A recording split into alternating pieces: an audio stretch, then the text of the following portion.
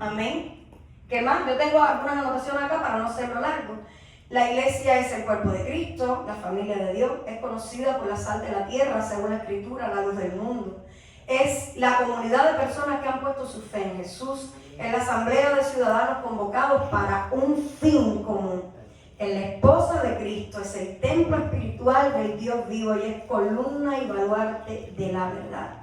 Pero iglesia en sí, la palabra iglesia, dice el Señor que Él la constituyó. Amén. ¿Y qué cosa es una constitución? Es una ley de leyes. Es una ley que rige sobre otras leyes. Y eso hizo Dios, constituyó la iglesia. Pero me llamaba la atención porque mientras estaba investigando, le decía al Señor, ¿pero qué significa la palabra iglesia?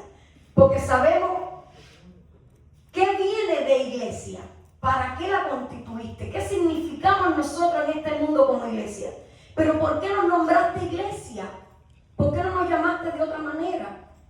Y con el Señor todo tiene un porqué. Nada es al azar, nada es porque sí o por casualidad. Todo tiene un porqué.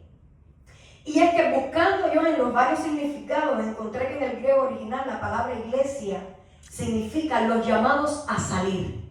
Yo me quedé, wow, ¿cómo? Nunca me esperaba eso. Que iglesia significa los llamados a salir. ¿Cómo que los llamados? ¿A salir de dónde? ¿Y hacia dónde? ¿Por qué Dios nos llamó así? Y es que número uno, Dios nos dice que debemos salir de la vida que veníamos sin Dios y de una vida mediocre. Porque hay dos llamados a salir.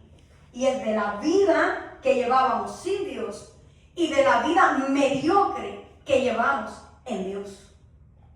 Porque es fácil decir, vamos a hacerle el llamado a que sean parte de la iglesia, a los que no creen en Cristo, a los inconversos que no conocen de Dios. Pero lamentablemente en medio de los llamados iglesia, también hay un llamado a salir, a ser parte de la verdadera iglesia que Cristo constituyó. Porque hemos llegado en este tiempo que la Biblia habla sobre que son tiempos peligrosos. Tiempos finales, tiempos de apostasía, tiempos de confusión, tiempo en donde Dios permitirá que espíritus engañadores ministren de alguna manera a aquellos que no tienen conocimiento de la verdad. Y justamente estos son los que caen en una vida mediocre en Dios. Y Dios te dice, sal también de ahí.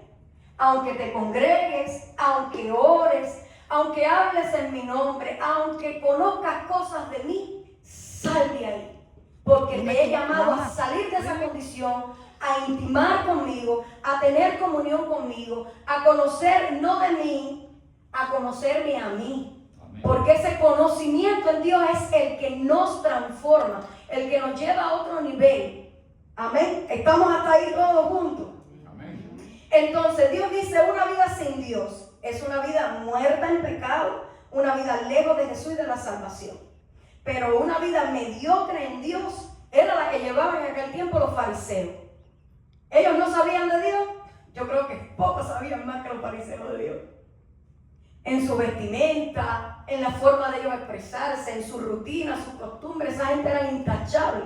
Mas ellos no conocían a Dios, no conocían los tiempos. Y cuando vino el mismísimo Dios encarnado, lo rechazaron. Entonces la circunstancia está en que aunque aparentemente llevemos una vida en Dios, reconozcamos qué calidad de vida en Dios estamos teniendo. Porque si es una vida mediocre, falta de la sustancia, de la pasión, del anhelo, de que Dios sea lo primero, pero también el final, pero también el que esté durante del día con nosotros. Entonces es una vida mediocre.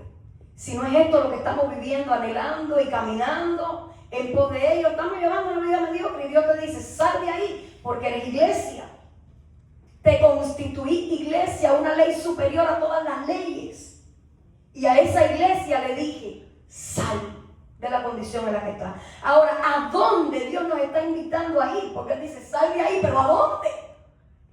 ¿A dónde debemos ir? Y Dios nos dice, nos da una pauta en medio de toda la Escritura donde nos lleva a reflexionar.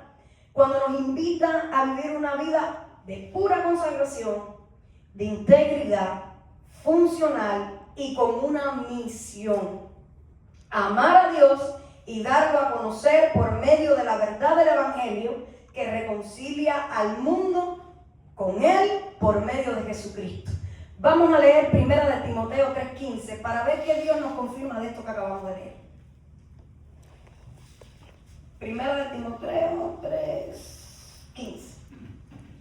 Dice a partir del 14, Pablo a Timoteo: esto te escribo, aunque tengo la esperanza de ir pronto a verte, para que si tardo, sepas cómo debes conducirte en la casa de Dios, que es la iglesia del Dios viviente, columna y baluarte de la verdad. Y este es el segundo punto a tratar: el llamado. Hay muchos llamados, ¿verdad que sí? Lo vimos al principio. Un llamado puede ser un aviso, una convocatoria, una vocación. Hay gente que dice: ay, tú eres llamada a cantar porque tienes la vocación del canto. Otro: ay, tú eres llamado a evangelizar porque tú cada vez que sueltas una palabra, oye, la gente se quebranta, que vaya, Dios te ha dado el don y la elocuencia para comunicar el evangelio. Y así comenzamos a describir el llamado que tienen muchas personas. Pero hay un llamado como iglesia, hay un llamado como los llamados a salir, que Dios nos ha dado a todos los que formamos parte de la iglesia. ¿Cuántos forman parte de la iglesia de Cristo acá? Levanta tu mano. Dice el Señor: quiero tratar dos llamados nada más en este segundo punto. Llamado columna y baluarte de la verdad. Como iglesia hemos sido llamados a esto. Y 1 de Timoteo, capítulo 3, versículo 15 lo confirma, lo acabamos de leer. Ahora, ¿qué significa baluarte? Baluarte es pilar, defensor, sostén, escudo, guardián, protector ante cualquier ataque. Eso es lo que significa ser baluarte. Columna, ¿qué significa columna? Es una fortaleza, es estabilidad y es apoyo que sostiene una estructura. Y es que cuando analizamos que Pablo dice que la iglesia es columna y baluarte de la verdad, vemos que la verdad es una estructura que se sostiene por medio de columna y baluarte, que la da a conocer y que la da a llevar a cabo la iglesia. Amén, ¿estamos todos de acuerdo hasta ahí? Ahora, ¿qué dice la palabra en Juan 14:6? Que Cristo es la verdad. Y dice el Salmo 119 que la suma de tu palabra es verdad, es la verdad, oh Dios. ¿No lo dice así la palabra? Entonces, ¿cuál es esta estructura a la que Pablo le llama verdad, que se nos ha encomendado a nosotros ser columna? Y es la palabra de Dios en Cristo. Es el mensaje del Evangelio. Entonces tenemos que entender algo: hay una guerra todo el tiempo contra esta estructura. Esta estructura está bajo ataque cada día. Y si nosotros como iglesia no reconocemos esta verdad, no podemos llegar a ser eficazmente una columna y un baluarte de esta verdad. La figura de Cristo como deidad es atacada. Vemos que los testigos de Jehová predican una sexta, porque no es el evangelio y no es la verdad, lamentablemente, lo que ellos anuncian con tanta devoción y esfuerzo. Porque ellos arrebatan y separan de Cristo toda deidad. Y eso es incorrecto, es una blasfemia. Entonces sabemos que esa deidad es atacada. Aún en medio de la iglesia hay esta ignorancia. No reconocemos a Cristo como el Dios Todopoderoso. Limitamos su obrar, limitamos su poder, limitamos el poder de lo que ya está escrito, de lo que ya Él declaró, de lo que ya Él dijo: yo no mudo, yo no cambio, eso no va a variar. Yo dije y será hecho. Y restamos el poder de la deidad a lo que ya Cristo estableció y lo que dio a conocer por medio de su Espíritu y de sus ministros. Entonces también sabemos que la palabra de Dios es atacada y bombardeada por los de afuera y por los de adentro, mi hermano, lamentablemente. Vemos que muchas veces hay hermanos que se quieren levantar, que se quieren esforzar, que quieren apasionadamente ser transformados. Y viene otro que le dice: qué fanático eres, no es para tanto. ¿Cuántos hemos podido comprobar esto? Escucharlo, vaya, hay muchos que no lo han vivido, pero lo han escuchado. que este ataque ha sucedido en medio de la iglesia, que debería ser columna, quien sostiene y defiende esa verdad, quien esté todo el tiempo contraatacando todo lo que venga del mundo a querer irrumpir con esa devoción, con ese anhelo, con esa pasión, con ese deseo de seguir sirviendo a Cristo en integridad, en santidad, en honor, en entrega total. Ahora, ¿qué pasa si quien fue llamado a sostener y a defender no hace su función? ¿Qué pasa si no somos columna? ¿Qué pasa si no estamos para sostener al débil? Porque hablamos del que quiere levantarse, servir y le llamamos fanático o súper espiritual o súper emocional. Yo he escuchado eso a lo largo de mi historia y me duele. Saber que hay gente apasionada, saber que hay gente que quiere venir, orar y viene otra a perturbar y dice, ay, déjame orar, estoy orando. Y otros dicen, ay, pero qué fanática, qué intolerante es. Hay gente que quiere meterse con Dios. Hay gente que de verdad quiere hacer una diferencia, que quiere respetar el lugar santo, el lugar santísimo, que necesita una intervención de Dios ya, que no está para risas, para juego, para llevar un evangelio mediocre. Hay gente que quiere meterse con Dios. Y nosotros muchas veces le somos de tropiezo. Yo veo cuando entro por la puerta que hay hermanos orando y me da pena hablar, porque es su tiempo. Dios que está en medio de nosotros. Es un tiempo de oración. Es un tiempo sublime de respeto. No lo vemos carnalmente, pero espiritualmente sí es real. Y Dios está mirando en nuestro corazón nuestra condición de si respetamos o irrespetamos su presencia, de si valoramos o no valoramos el tiempo de intercesión y de oración. Pero de la misma manera pasa cuando vemos al caído, al que no lo está haciendo y nosotros sí, y necesitamos animarlos. Mis hermanos, vamos a orar. O mis hermanos, vayan al ayuno. O mis hermanos, ven, vamos a interceder por ti. Quiero que seas parte de este tiempo. Quiero que seas parte funcional de la iglesia. Entonces, ¿qué pasa cuando no somos columna? Cuando no somos protección, baluarte, cuando no defendemos la verdad, dejamos entrar al mundo. Dejamos que los santos se contaminen.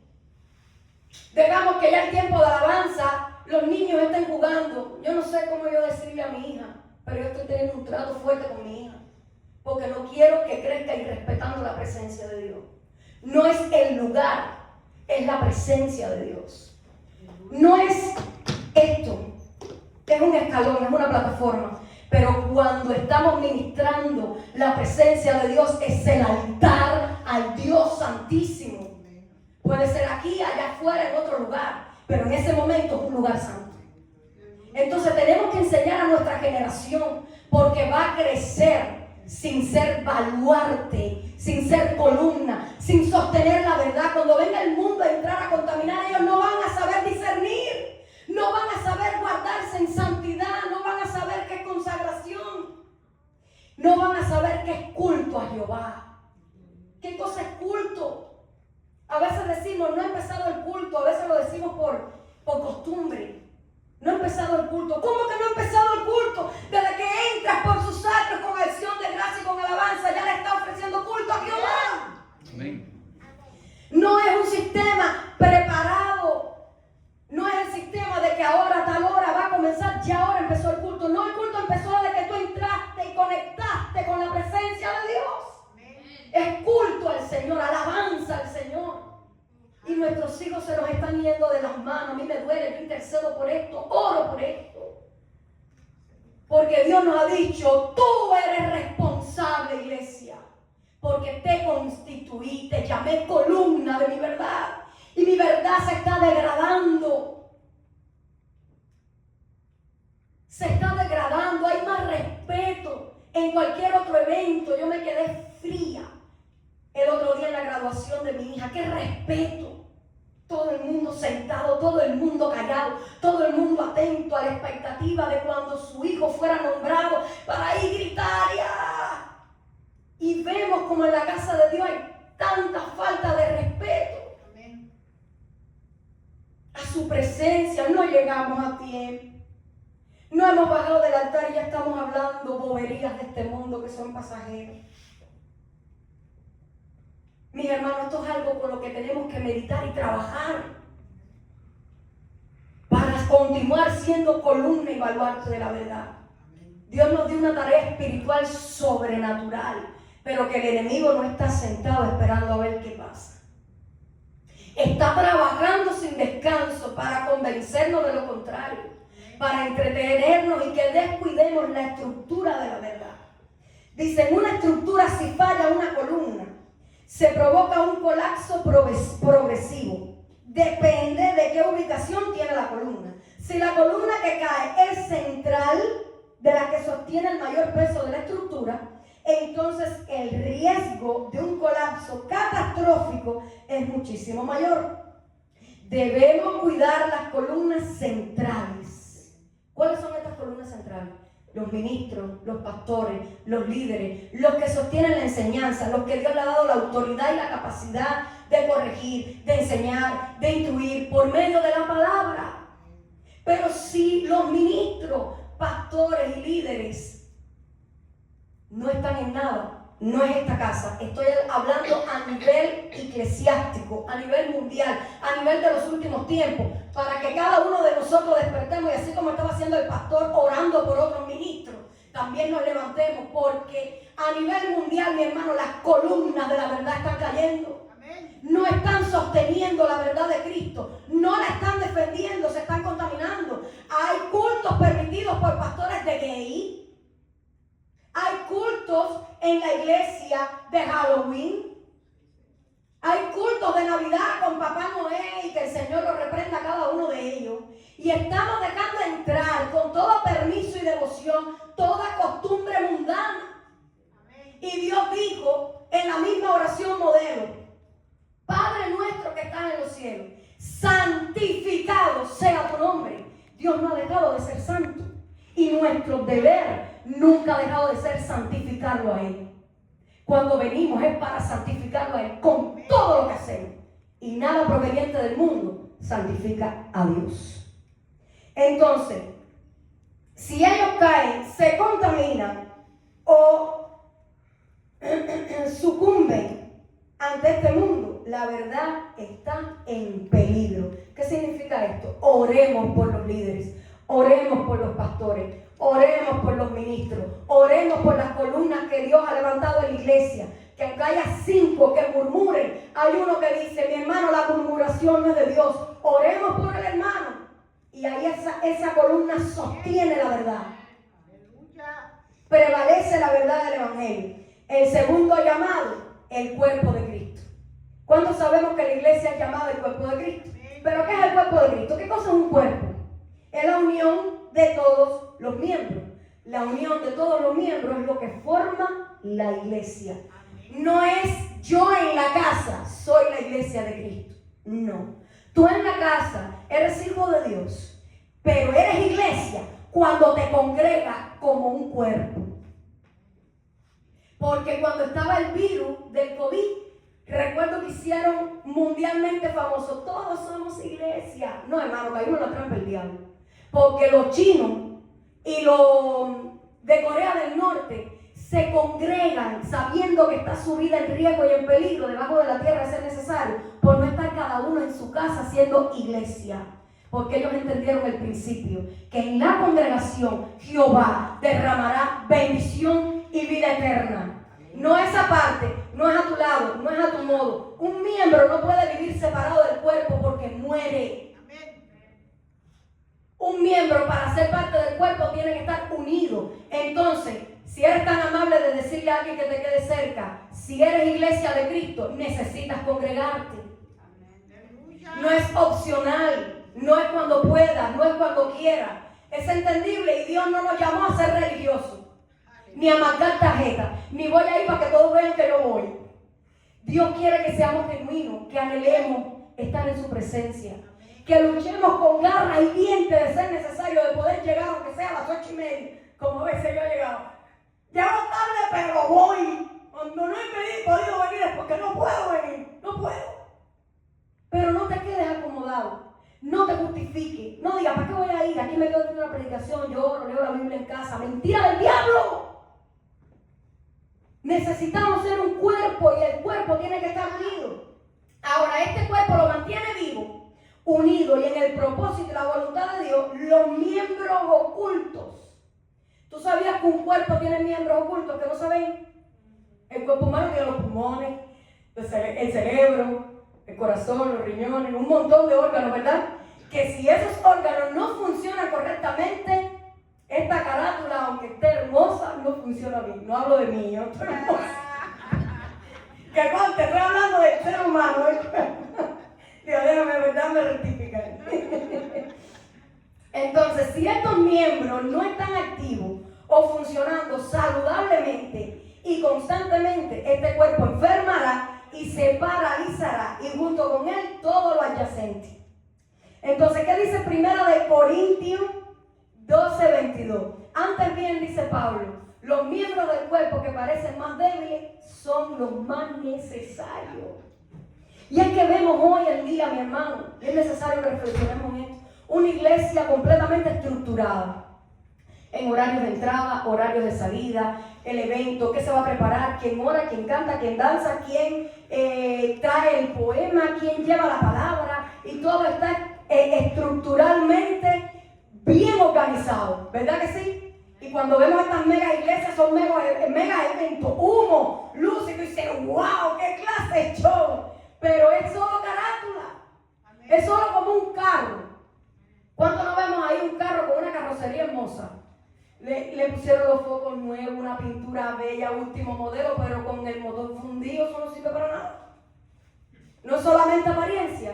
Entonces Dios nos ha dicho, mira, un cuerpo que aunque unido, esté bien estructurado, pero sus órganos internos no estén funcionando saludablemente, constantemente y correctamente, no sirve, está muerta.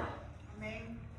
Y Dios nos dijo que la oración, el ayuno, la vigilia, la fe y la constante intersección son esos miembros, son esos órganos.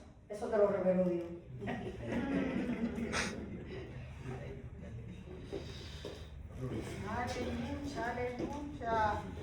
Son esos órganos que mantienen saludable lo que vemos.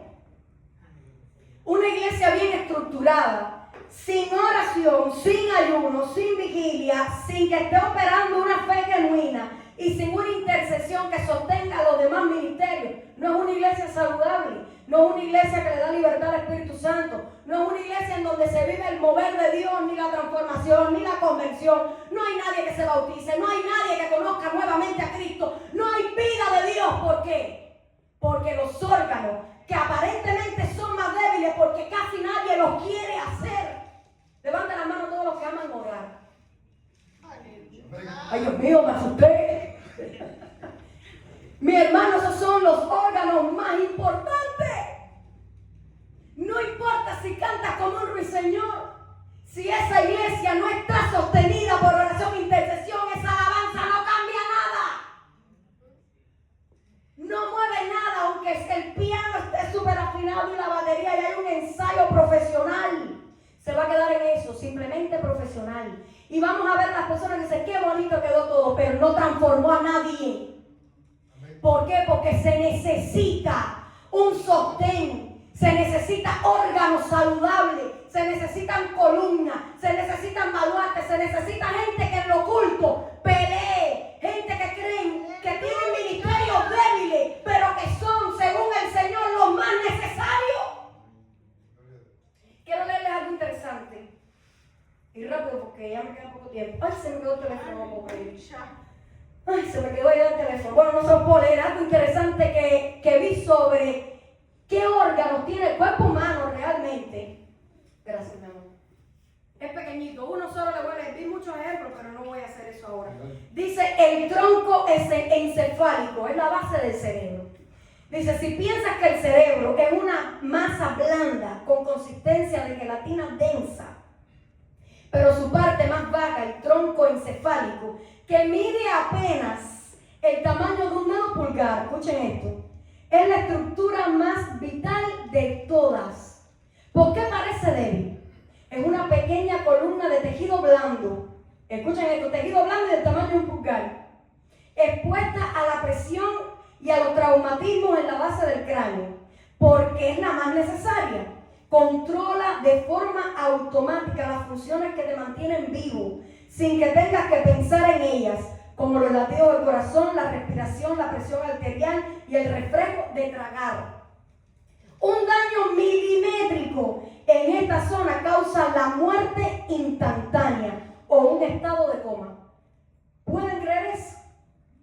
Y dice que es una parte tan débil del cuerpo que cualquiera dice, esto no hace falta, vamos a quitarlo. Es algo pequeñito así, blandito así de tejido blando. Y sin eso, si eso falla milimétricamente, estamos muertos instantáneamente.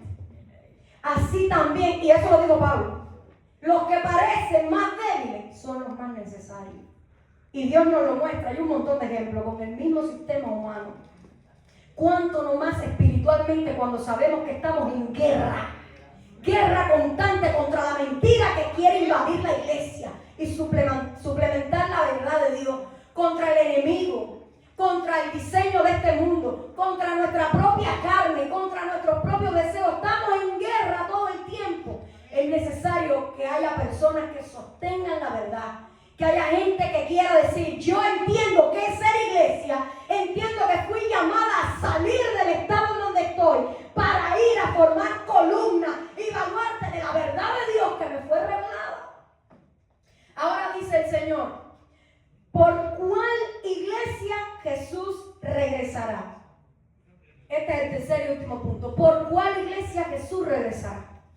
No es por una iglesia que nosotros nos hemos creado. No es por una iglesia que nosotros pensemos que somos la iglesia de Cristo. ¿Cuántos no se han hecho un Dios semejante?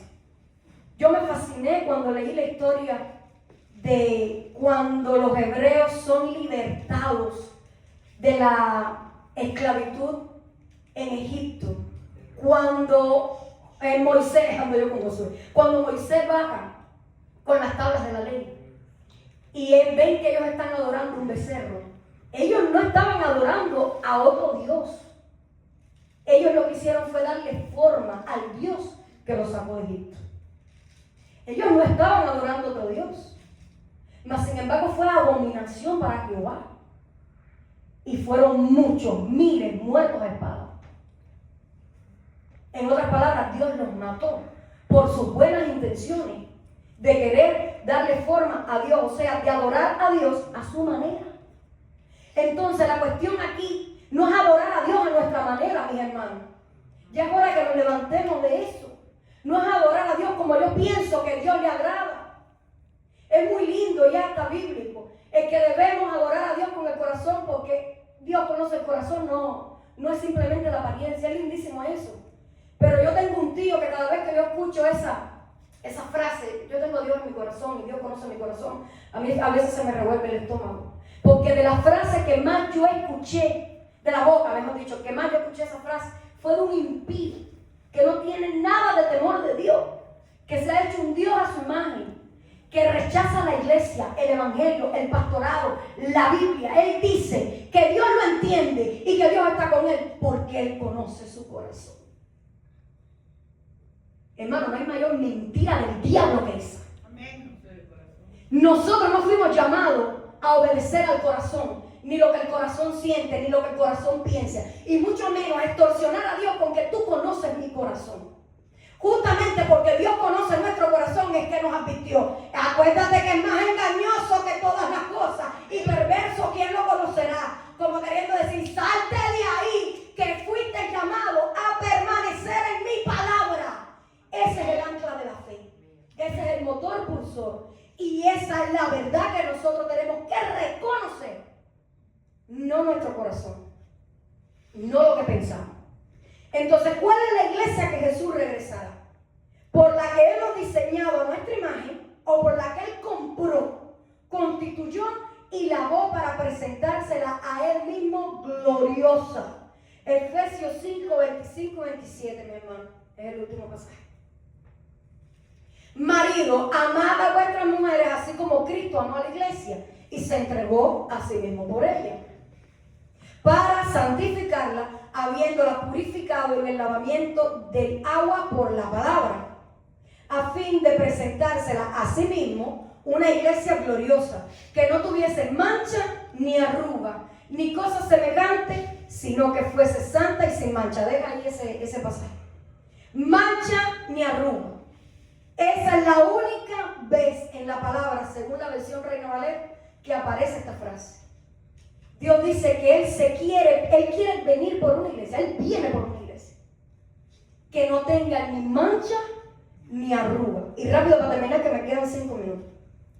Mancha y arruga, literalmente, según el original, mancha significa suciedad, marca, deshonra, algo que estropea o cambia el estado natural que ya Dios asignó sobre tu vida. Espiritualmente son impureza, desobediencia, contaminación del pecado en la vida del creyente. Es darle de lo dañado o lo sobrante a Dios. Ahí hay mucha tela de dónde cortar, pero no vamos a entrar ahí. Dice también Jeremías 2:22. Pónmelo ahí, mi hermano. ¿Puede? Aunque te laves con lejía, a mí esto me impresionó muchísimo, y amontones jabón sobre ti, la mancha de tu pecado permanecerá aún delante de mí, dijo Jehová el Señor. Y cuando yo estaba meditando en esta palabra, decía, pero ¿qué pecado, Padre? Si todo pecado que se confiesa delante de ti, el creyente se aparta, tú lo perdonas. Tú eres Dios todopoderoso y misericordioso.